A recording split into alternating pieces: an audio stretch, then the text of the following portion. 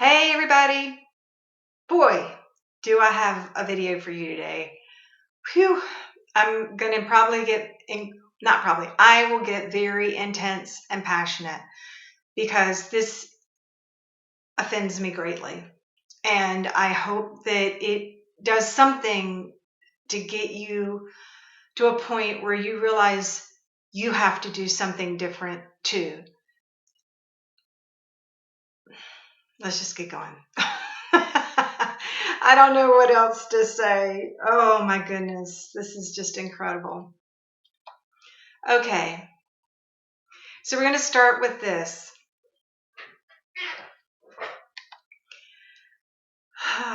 All right, so this article was put out May 14th. Military vaccine mandates, Department of Defense purchasing 500 million Apijet syringes, to inject every person in America with coronavirus vaccine. I do not hear any choice in here. I hear everybody. And unfortunately, this is a correct title because I'm about to show you why.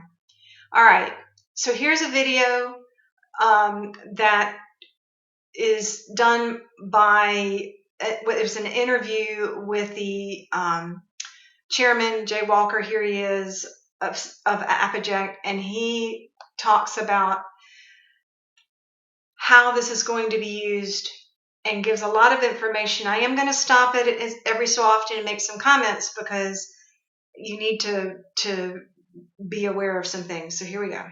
At the moment to help with the coronavirus fight? It's not being used at the moment because we've never had to have this kind of surge capacity. Essentially, up to now, we've seen the problem in masks and protective gear and ventilators. That's the first surge. When we have a therapeutic drug or a vaccine, we're going to have another surge. Okay, did you hear what he said? The first surge was like the lack of ventilators and whatnot. We've already been through that. The second surge is when the vaccines are going to be pulled out. So we're not done. We're not going to be able to put drugs in these glass vials fast enough. It simply can't be done. This is how we're going to do it. We're going to put it in plastic vials where the U.S. government has said we can do emergency work at enormously high speed. That's exactly what Apijet is about. It's about a supply chain problem. Yes. We won't be able to do it without some complete changeover in the drug packaging supply chain. Now, in a public-private partnership, as they're calling it, Jefferies is seeding you $10 million, but hoping that that will be $1 billion, trying to get some clients involved, potentially. I mean, how is that going? How is the raise going? We're just beginning. In a public-private partnership, you're bringing the power. Okay, they keep saying public-private partnership. If I'm a partner, because I'm a part of the public, nobody asked me. I don't feel included in any of this. Did they ask you? I doubt it. It sounds to me more like a government-private partnership instead of a public-private partnership. If you had a public-private partnership, you would include the people. You would ask them, hey, what do you think about this? Is this something that you'd like to see happen? Nope. This is the decision is being made for you. You will have to do it. That is not, first of all, that's not a partnership. And second of all, it certainly isn't a public-private partnership. The government to bear, which is a prioritization, the use of the FDA, the use of the resources, and you bring the private sector in, so together we can get it done. You're going to have to build up to 30 filling lines, and you're going to have to do it fast. We're just beginning to raise the private capital, but with the green light from the government picking this technology as the priority, we're going to be off to the races. Sounds like it was already planned, doesn't it? Get this going. Jay, something interesting about this venture is that you actually were in talks with HHS well before the pandemic even started sweeping the nation and the world. How much were you and how much was HHS already aware that this type of pandemic would be such a threat?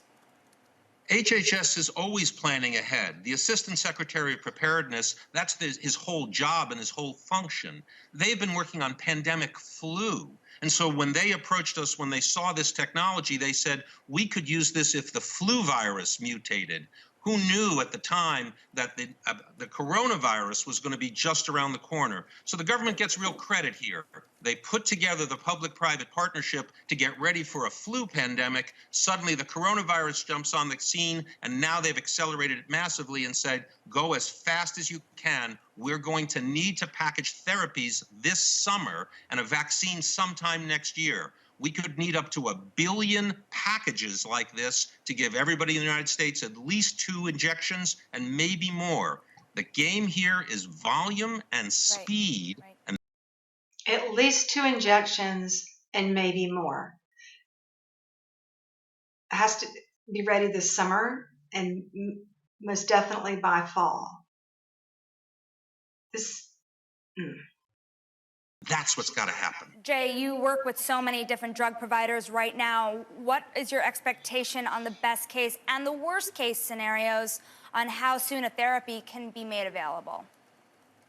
The best scientists currently believe we will find a therapy by this summer that's a combination of one or more current drugs, like in a cocktail. And so A cocktail. So we don't know what's in it. We have no idea. It may be a vaccine that one company has come up with mixed with another. We have no idea what is going to be injected into us. I expect and believe that by this summer, we will have something to blunt the death rate. That's the goal. We'll need tens of millions of doses because we're going to have millions of cases. But at the end of the day, we have a lot of reason to be hopeful on a therapy. A vaccine, that's trickier because a vaccine you have to inject in everybody, which means. Did you hear what he said? They have to inject it into everybody. What happened to herd immunity? What happened to choice? I don't hear that anywhere. You have to be absolutely sure it's safe as opposed to people who are trying to, recover from an infection. That we're hoping for the middle to end of next year. Okay, say that happens, Jay. We get that vaccine coming through. How quickly can the whole process be put into place to get those vaccines out? Just kind of give me a timeline of kind of, I discover it on day one. By day plus what will I start to see vaccines going out of the door in significant numbers? So how it works, guys, is simply this. Vaccines are candidates, just like candidates for president. There's a lot of them, right? You put them through a process. Only after phase 2 of that process, which will be this summer, do you say, okay, we're pretty sure it works. Now we've got to make sure it doesn't hurt people as much as it helps people. That's the long pole in the tent. However, you start to manufacture volumes of that vaccine in the hope that it will pass those tests so that when you're ready, you have big vats of vaccine. Those big vats still have to get into an injection format or you can't get it into people. Vaccines don't save lives. Vaccinations save lives. Okay. Vaccines don't save lives. Vaccination saves lives. Do you see where they're going with this? So it's no longer vaccines that save the life. It's you actually have to be vaccinated. And so if you're going to want to save your life and your grandmother's and the immunocompromised person down the road, you've got to get vaccinated because that's the only way that you're going to save lives. Oh, my Lord. Okay. The other thing that I would like to point out is that it's in a plastic container. Now that has a lot of impurities in it already. Nobody's talking about whether it's BPA or, chemical free. That's not even a consideration. It's in a plastic container. So there are all these things. If you love purity like I do, you ask these types of questions. A lot of times they're not included as details because they didn't include them as a detail. It was just like, let's just get it out and let's get it done. So, but for people who care about purity and what they put in their bodies, this is a big deal. All right, so here's another video that is on the Apogect site. Let me get it to where it's back to the beginning. Okay. Today, the world is battling a global pandemic, and there's plenty of work to do. Some needs are obvious, like developing medicines and vaccines. Some needs are less obvious, like finding a faster way to put those medicines and vaccines into small glass vials so every person in America can quickly get vaccinated. This task sounds simple, but it's surprisingly hard. America has 330 million people, all of whom will likely need 2 to 4 injections. That means packaging between 660 million and 1.3 billion doses of a vaccine, which requires an enormous number of glass vials and syringes. We have some of those glass vials and syringes in stockpiles, but not nearly enough. And it will take at least 12 months to get the needed amounts. We can't wait that long. And even if we somehow got all the glass vials and syringes, we will also need specialized filling machinery to fill all those vials. Again, we have some, but not nearly enough. And for guaranteed access, those filling lines must be located in the U.S. Unfortunately, most are overseas. These obstacles explain why America's Assistant Secretary for Preparedness and Response and the Strategic National Stockpile, both part of the U.S. Department of Health and Human Services, have teamed up with a U.S. company called Apogect Systems America to help package hundreds of millions of doses of vaccines and therapeutics fast. The partnership is called the RAPID Consortium. RAPID will build U.S.-based facilities to make a new kind of plastic pre-filled syringe at extraordinary speed. These facilities will make enough pre-filled syringes to inject every man, woman, and child in America with just the right dose 30 days after a vaccine becomes available. Plus, every pre-filled syringe can have an RFID chip attached.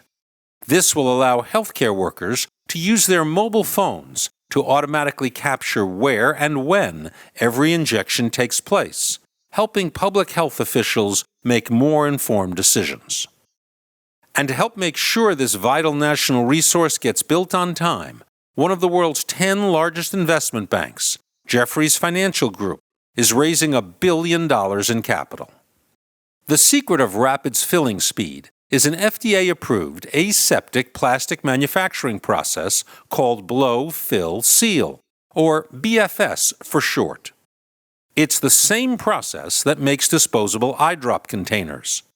Every year, BFS is used to package billions of doses of vaccines and medicines worldwide. Building the Rapid network would ordinarily take 3 to 5 years. But Rapid is finding ways to start making tens of millions of pre-filled syringes every month later this year.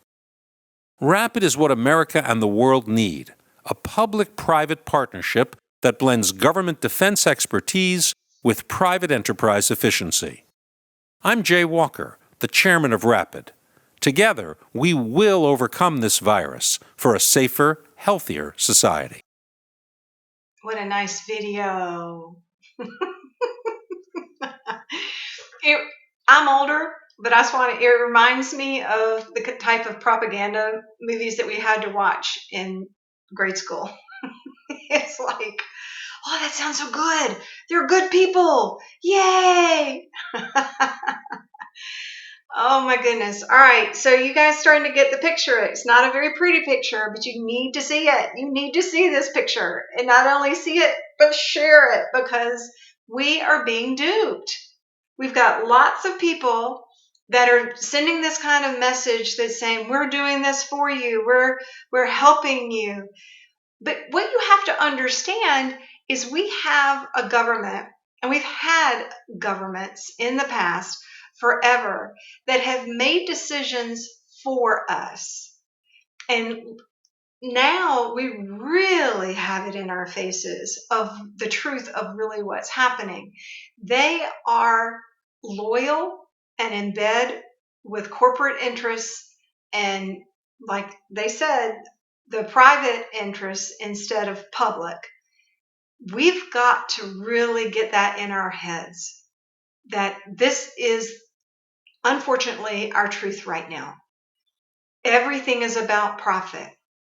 I will show you in a few moments a document, a bill that has already been passed in early March. I did a video. It's on my presidential channel on YouTube called Government Shenanigans. And so I did a video on this bill because nobody knew it had passed. In it, there are all these supports that bring into the physical everything that was just talked about in this video. So we'll talk about that in a few minutes. Right now, I want to cover legislation that Congress has introduced. None of this has been passed until the end when I show you the HR 6074 that's already passed. But the ones I'm talking about right now have not. They've been introduced. I just wanted to show you what Congress is doing to help support this be a seamless venture. And I also want you to see the people that introduce it. If they're in your state, please don't vote for them. Vote for someone else. And if you don't have anybody that is running in a party that you know supports you, then find someone who's willing to run and write them in. That's how we do this. You can also look under the co-sponsors here, and you can see all the people that are supporting this bill.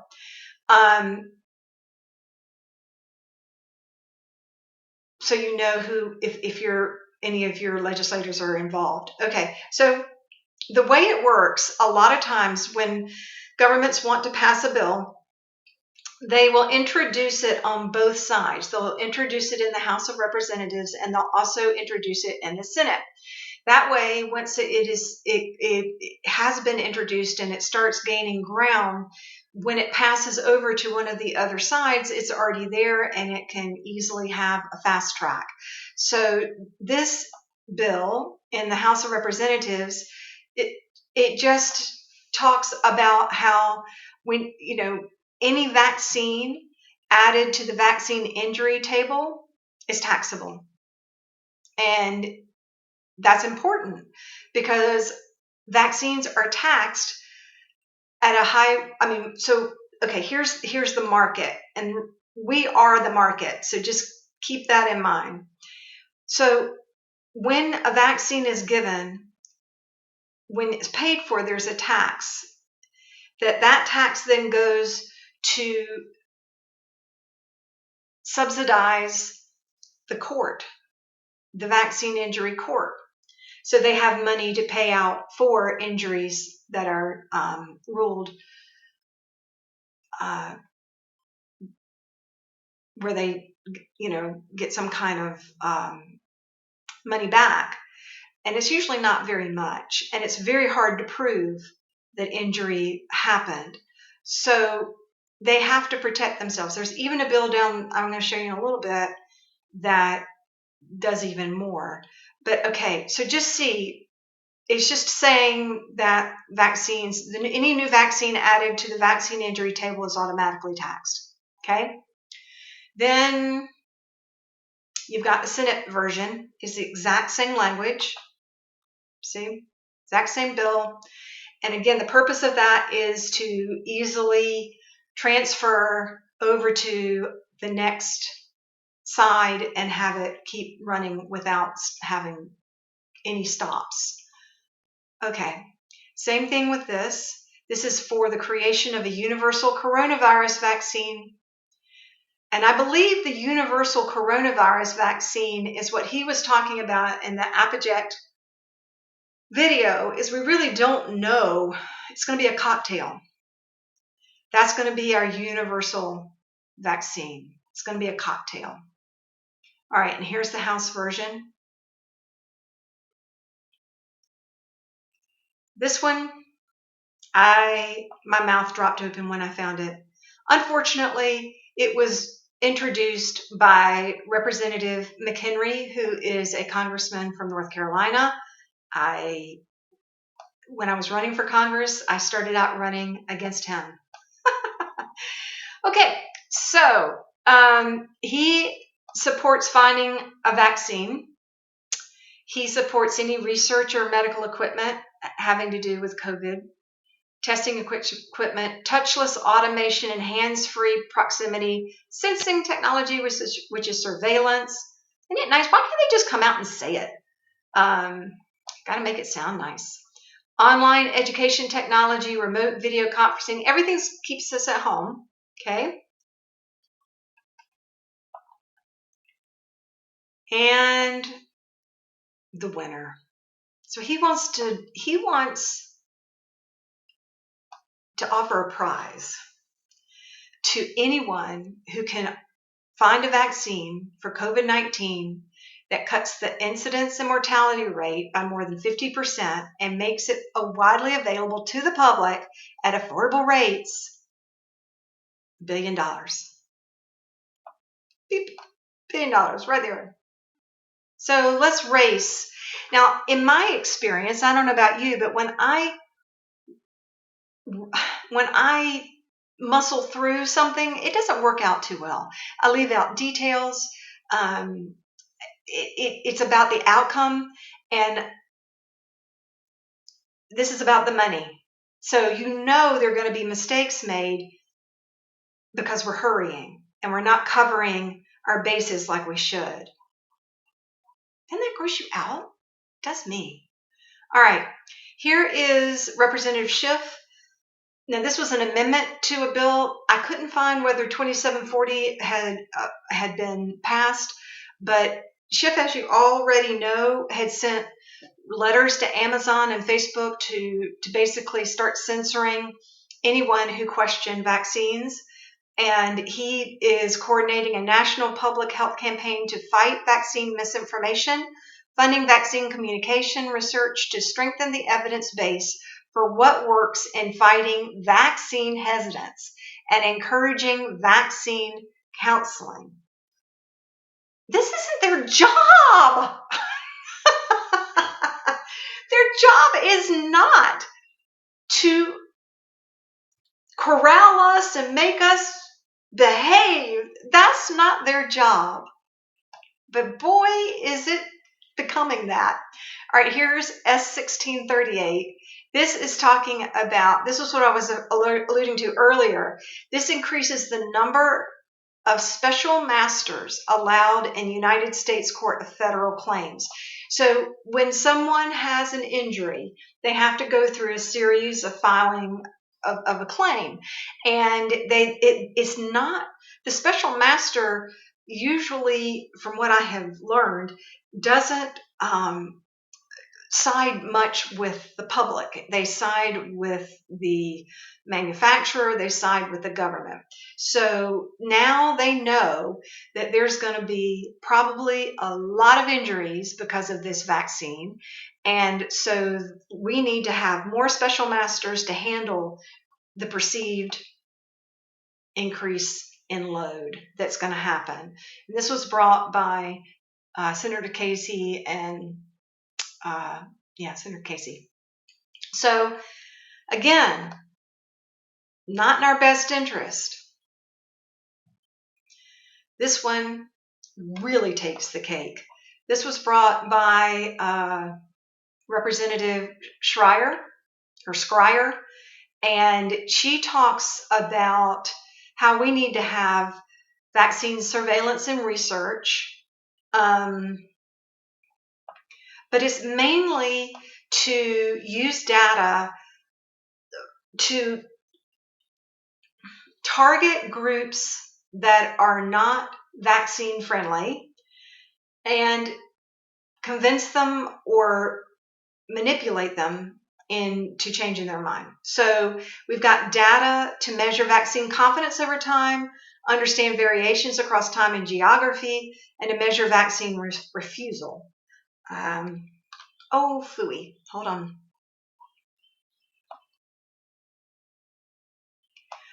Okay, so again, the data will be used to determine areas and communities where vaccines are or will be underutilized, confidence is low or decreasing, and there's misinformation. We're so misinformed about the safety of vaccines. Then she proposes grants to improve the understanding of vaccine hesitancy, because we have to be studied and they have to know how to overcome our hesitancy. So we'll be good little sheep. To improve understanding of healthcare provider attitudes and beliefs toward vaccination. Guys, this is all manipulation. This is mind control. Now, most of you know this, but if you sit back and don't do anything except complain about the state of affairs right now, you're part of it. And if you elect someone in who is their winning is based on money, they will have to go this route, because the people that support parties like outside groups, outside agencies, whatnot, are the ones that fuel the money-funded system that then comes calling one day and says, it's your time. You have to vote this way or you won't get it reelected. I mean, who knows what they say? They can be threatened. They may have dirt on them. I don't know. But we need a system that isn't based on this. And you have to understand it starts with us. We're the ones who fuel that system. So it's time to change that. All right, to develop effective strategies for addressing non-adherence to the safe and recommended use of vaccines and encouraging the safe and recommended use. They just said it again. Let's see. And this is how they're going to do it. They're going to get, now you don't know this, but I do because I've studied this. They've done a lot of studies on how to overcome our objections. They know how we make choices, how we're going to act. We've been studied out the wazoo.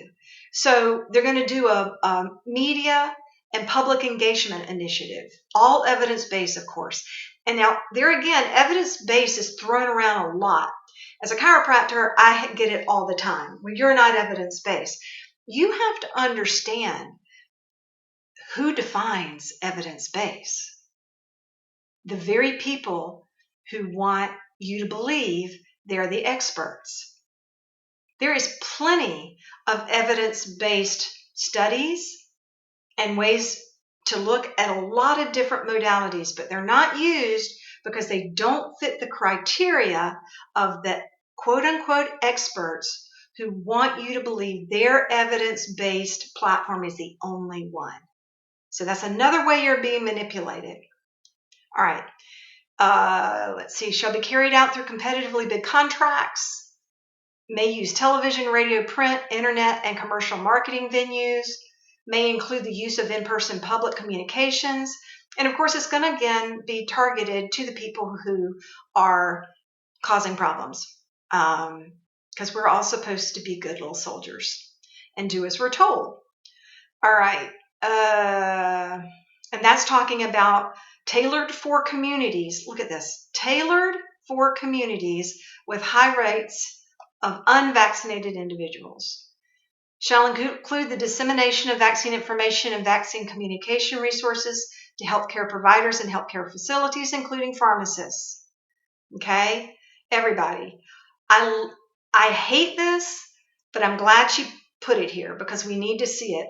It may include the use of recognized trusted figures. Folks, they've actually studied that.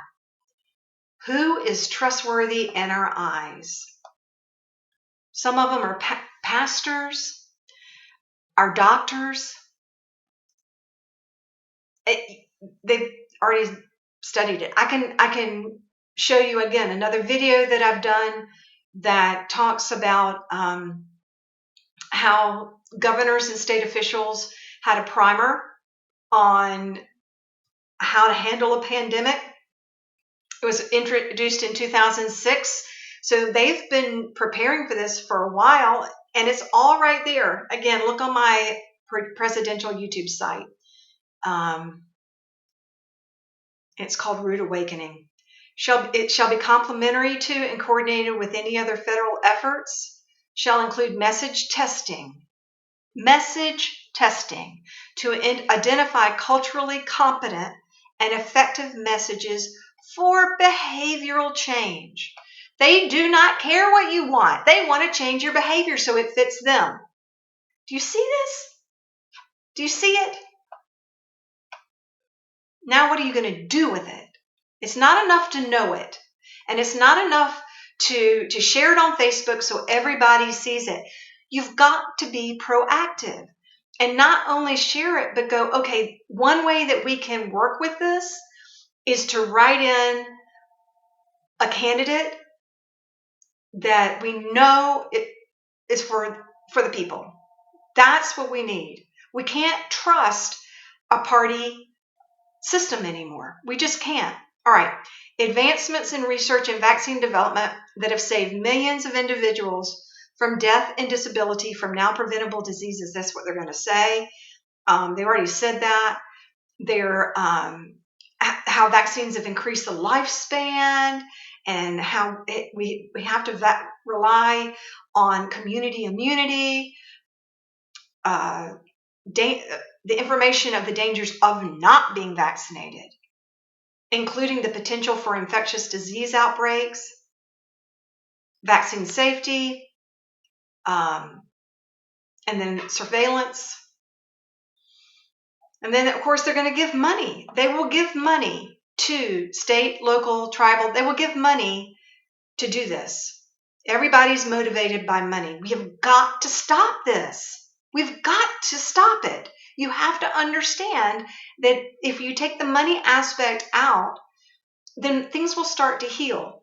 But it can't heal with money being the primary motivator for people, including us.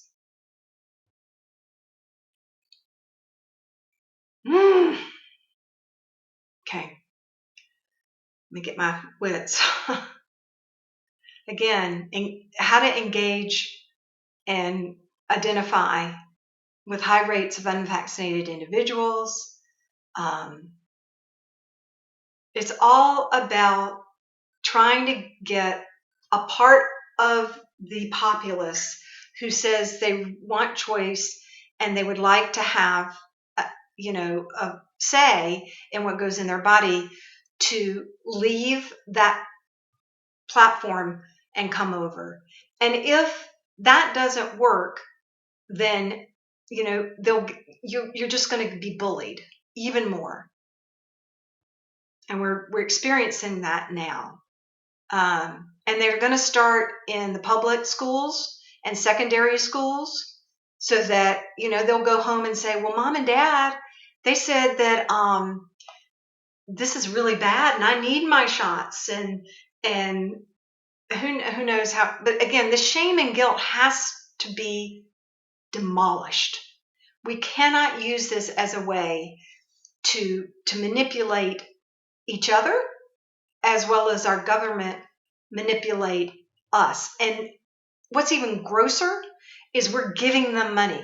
Our tax money is going to programs to manipulate us. How do you like those? How do you like that? Our tax money is coming back to manipulate us. Okay, this is HR 6074. I did a video on this. It's called Federal Shenanigans. And let me just say, I try to entitle my videos, and they may seem weird, but I'm trying to do it where it doesn't call attention to what's in the video and be censored. So just know that. All right, this bill was passed in early March 6th. It's law, okay? Nothing you can do about it. It's law. Now, these other bills I was talking about earlier, they have been introduced. They haven't been passed. So, again, this is what it looks like is the Coronavirus Preparedness and Response Supplemental Appropriations Act 2020, I went ahead and just highlighted some, because what this does is this. Now remember, this was passed in March 6th. It passed in a record number of days. If I remember, it was introduced March 4th and it was passed and signed by the president March 6th. So again, there's vaccines and everything that was in that video talking about the supply chain. It's all in here, and the money has already been allocated through our government. It's not just private investments. It's already done. It's already done. So you can see there's vaccines, carry out surveillance. Now here is the part where I was saying these funds may be used for grants for the construction, alteration, or renovation of non-federally owned facilities to improve preparedness and response capability at the state and local level. So that is wherever they might find a facility that would work, they can buy it, or if they need to build it, they can do that. And then they can also, this is also using for purchase and insurance of official motor vehicles in foreign countries. I have no idea what that meant. But when I was doing the video on this in March, I didn't understand the construction, alteration, or renovation part. Now I do. It makes perfect sense. So here we go. Look at this amount. Okay? It's not public knowledge, and it's not private funding. Those are our tax dollars. Ours. We're paying for the very thing that we don't want to have happen. That should infuriate you. Okay, vaccines, prioritizing platform-based technologies with US-based manufacturing capabilities and the purchase of vaccines. That speaks to what they were saying in the video, that it has to be made in the US. We can't make a profit if it's made by other countries. You understand? It's not about anything but profit. And our current regime, that's all they care about. Now, if you still want to believe that things are going to change, good luck. Good luck. It's just not. And you need to start making different decisions now on how you can help me change our paradigm. We can do this, but it can't be the way that we've always done it. It won't work. If you use the system the way that it's designed and write in people who will run, we can literally change this. We can oust the people that don't fit anymore, hold them accountable, put them in jail, because these are crimes against humanity, folks. Purchase vaccines, including vaccines. The Secretary shall not take actions that delay the development of such products. And we got to do them quick. And then it's deposited in the strategic national stockpile, exactly what the video said. And this language of the construction, alteration, or renovation, blah, blah, blah, is all throughout the bill. It's everywhere. So do not tell me this was not thought out. Do not tell me that it wasn't planned. It was absolutely planned. And again, this is what's hard, because it's hard to wrap your head around it. It's like there is no way that this could be going on. And especially if we've been told by people in our government that they're going to support choice. But then the very next day, they may say something different. That should be a huge red flag. We shouldn't even have to worry. We shouldn't have to be concerned about, well, are they telling us the truth or aren't they? Wake up!